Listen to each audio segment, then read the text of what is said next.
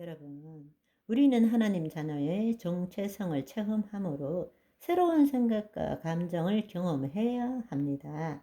이 구원을 새 언약의 성취적 관점, 즉 하나님 나라 복음적 관점에서 본다면 우리는 적어도 4가지 정도의 진리를 깨닫고 체험할 줄 알아야 합니다.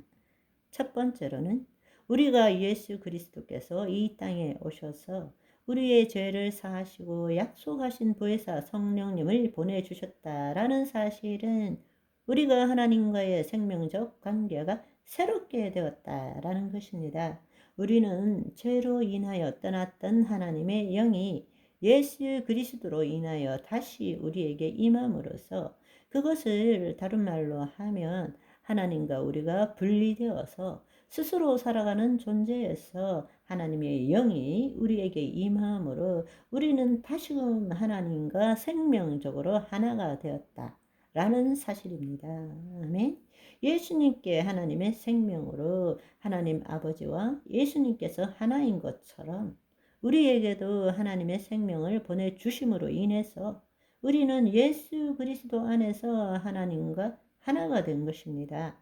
성경의 말씀에 따르면 아버지께서 자기 속에 생명이 있음 같이 아들에게도 생명을 주어서 그 속에 있게 하셨을 뿐만 아니라 바로 그 생명을 예수님께서 우리에게 주셨다라는 것입니다.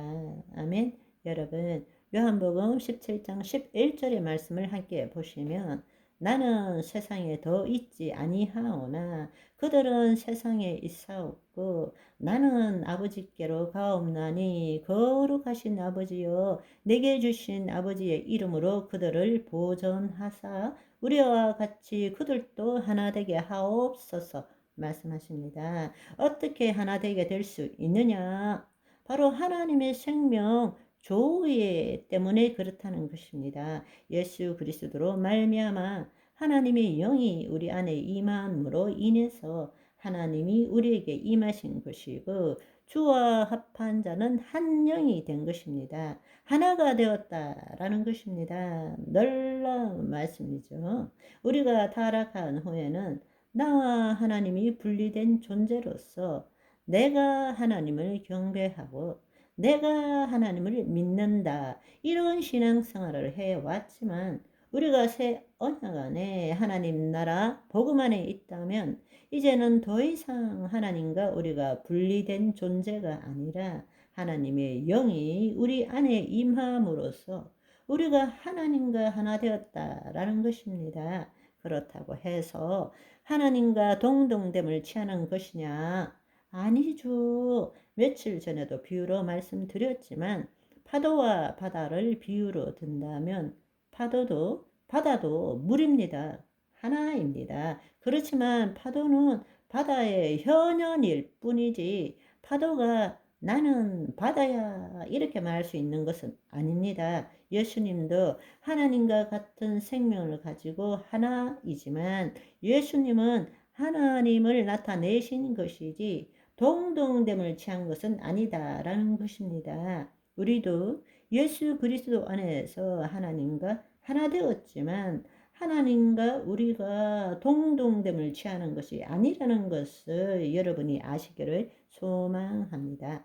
우리는 이 땅에서 하나님의 현현이라는 것입니다. 아멘. 두 번째로는 우리가 하나님과 생명적인 관계를 다시 가짐으로 인해서 우리의 존재가 변했다라는 것입니다. 우리의 존재가 본질적으로 변했다는 것입니다. 더 이상 내가 거짓 자아가 아니라 예수 그리스도 안에 있는 자아를 가진 존재가 되었다라는 것입니다. 아멘. 우리의 육신이 변한 것은 아무것도 없지만 우리의 진실된 존재의 본질인 우리의 영이 바뀐 것이죠. 따라서 우리는 다시금 하나님의 형상을 나타내는 존재가 된 것입니다. 따라서 우리는 그 모양대로 살아가야 되는 것이죠.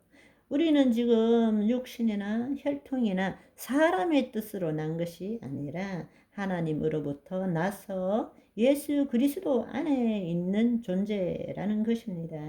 아멘. 네네, 그렇습니다. 우리가 육신의 부모를 갖고 태어났지만 우리가 예수 그리스도를 믿는 그 순간에 우리는 본질적으로 새롭게 된 것입니다. 그래서 예수 그리스도 안에서 새로운 피조물, 뉴 크리에이트라고 말하는 것입니다. 우리는 그것을 믿어야 합니다. 그것을 믿을 뿐만 아니라 하나님의 영이 우리 영과 연합해서 우리가 하나님의 자녀가 된 것을 체험하는 시간을 가져야 합니다.